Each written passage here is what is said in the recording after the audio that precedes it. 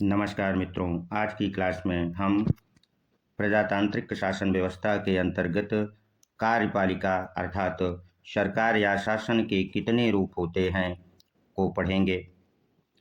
तो कार्यपालिका व व्यवस्थापिका के मध्य संबंध के आधार पर जो शासन के रूप हमें आज दिखलाई देते हैं वो तीन रूप हैं।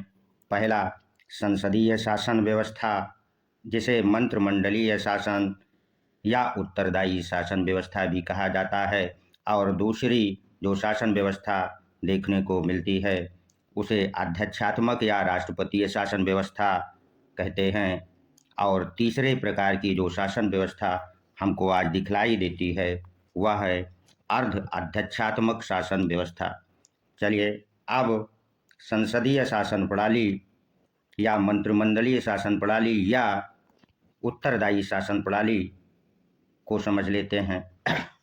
इस प्रकार की शासन प्रणाली में जो राष्ट्र या देश का प्रमुख होता है वह या तो राष्ट्रपति होता है या राजा होता है। जिन देशों में गणतंत्र या लोकतंत्र है वहाँ का जो राष्ट्राध्यक्ष या देश का प्रमुख होगा वो राष्ट्रपति होगा, और जिन देशों में संवैधानिक राजतंत्र है वहाँ का जो राष्ट्राध्यक्ष या देश का प्रमुख होता है वो राजा होता है, जैसा कि ग्रेट ब्रिटेन में। और जो शासन का अध्यक्ष होता है अर्थात सरकार का जो प्रमुख होता है वह प्रधानमंत्री होता है। संसदीय शासन प्रणाली की एक प्रमुख विशेषता है कि शासन का औपचारिक प्रमुख या नाम मात्र का प्रमुख राष्ट्रपति या राजा होता है, और वास्तविक प्रमुख कौन होता है? प्रधानमंत्री होता है। और प्रधानमंत्री सहित उसकी मंत्रिपरिषद संसद के प्रति उत्तरदायी होती है।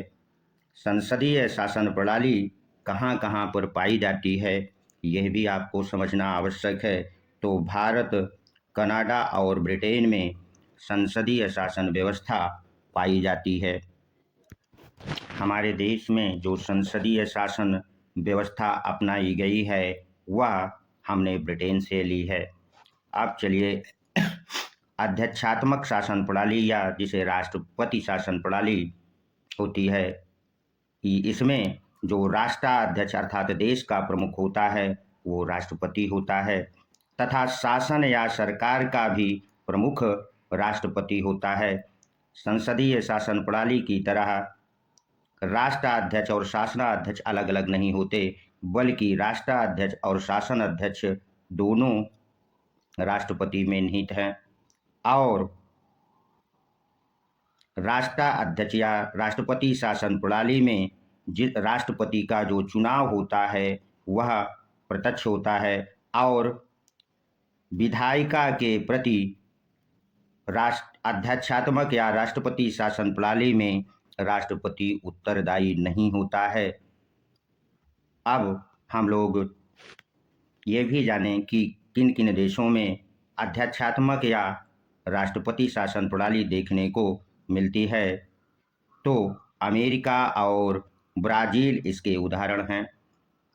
अब तीसरे प्रकार की शासन व्यवस्था जो संसदीय और अध्यक्षात्मक शासन के बीच की होती है उसे अर्ध अध्यक्षात्मक शासन व्यवस्था या प्रणाली कहते हैं। इसमें जो राष्ट्र का अध्यक्ष अर्थात देश का प्रमुख होता है वो तो राष्ट्रपति होता है, किंतु शासनाध्यक्ष या सरकार या शासन का प्रमुख जो होता है वो प्रधानमंत्री होता है।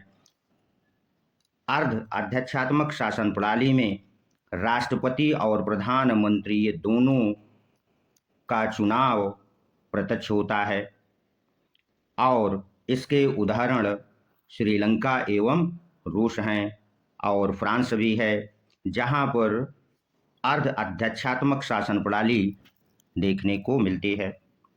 और यहाँ पर जो शासन या सरकार का प्रमुख प्रधानमंत्री होता है वह मंत्रिपरिषद सहित संसद के प्रति उत्तरदायी होता है। आशा करते हैं कि आज की क्लास आपको अच्छी लगी होगी। यदि अच्छी लगी है तो इसे सब्सक्राइब अवश्य कर दीजिए, लाइक भी कर दीजिए और ऐसे छात्रों को शेयर कर दीजिए जो टीजीटी, पीजीटी या विभिन्न प्रतियोगी परीक्षाओं की तैयारी के लिए संविधान पढ़ रहे हैं। धन्यवाद। मिलते हैं अगले वीडियो में।